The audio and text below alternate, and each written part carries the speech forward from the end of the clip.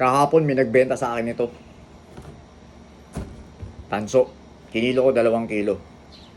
Sabi niya, kahit 300 na lang daw 1 kilo. Binayaran ko 600. Masarap kasi ang buy and sell. Para sa akin, yun ang pinakamaganda at pinakamadaling hanap buhay. Bumibili ka ng mga binibentang mura lang, tapos naibebenta mo ng mahal. Katulad nito, class A to, sigurado mabibili to mga 400 hanggang 450. Sabi ko sa kanya, ibenta na lang niya sa labas. Mas maganda ang presyo. Kaya lang malayo sa highway. Ayaw. Gusto niya, bayaran ko na lang daw kahit 300 lang 1 kilo. Kaya binili ko na. Tsaka sisiguraduhin mo yung binibili mo sa buy and sell kung nakaw o hindi. Mas maganda kasi yung hindi nakaw. Para wala ang sabit. Diba? O eto. Marami namang klase ng buy and sell. Hindi lang ito. Pero ako, basta yung mabilis mabenta. Basta hindi nakaw. Katulad nito. O mamaya bebenta ko. 600 ang puhunan nito.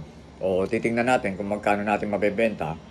Kung magkano yung tutubuin natin dito sa mga tanso na to. Ito yung bahay namin. Ito yung likod. Oh, marami akong bakal. Marami akong mga kung ano-ano mga kalakal. Binibili ko dito yan sa lugar namin. Buy and sell. Yung mga bakal, 10 pesos per kilo. Tapos yung mga yero, binibili ko naman ng mga 7 pesos per kilo. Yung mga pinagpalitan ng mga bubong. Yan o, dami o. Nakatambak lang dito sa likod namin kung ano-ano. Pati mga sirang bisikleta. Assorted na bakal. Kahit na ano, binibili ko. Di naman ako junk shop. Ayoko kasi mag junk shop. Kasi pagka junk shop, mapupuno itong lugar mo. Kailangan mo ng mga, bibili ka ng mga plastic, bote, karton, papel at kung ano-ano. Siyempre, mas maganda yung ano lang, yung metal scrap para mas mabilis ibenta. Pag naka 1 tonelada ka, karga na kagad sa truck, bentahan na. Dito natin ibebenta yung mga tanso natin, yung class A na tanso. Dito sa GC, junk shop. Ito yung highway oh. Kaya lang, sinisemento yung harapan ng junk shop nila eh.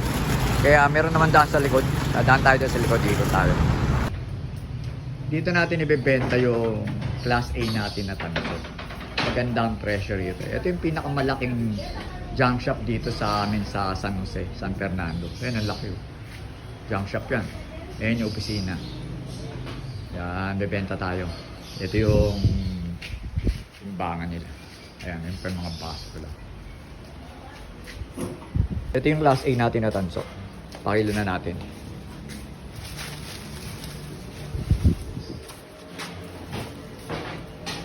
$2.2. Ilang kilo siya? 2.2 yung tanso natin na class A. Magkano po yung ano per kilo? 470? 2.2 kilos ang ating tanso. 1,035 na to. Thank you very much ha. Wala akong piso. Salamat. Thank you. Okay. 1,035 napagbentahan natin sa 2.2 kilograms na tanso. 470 per kilos. Binili ko to kahapon ng 600 lang.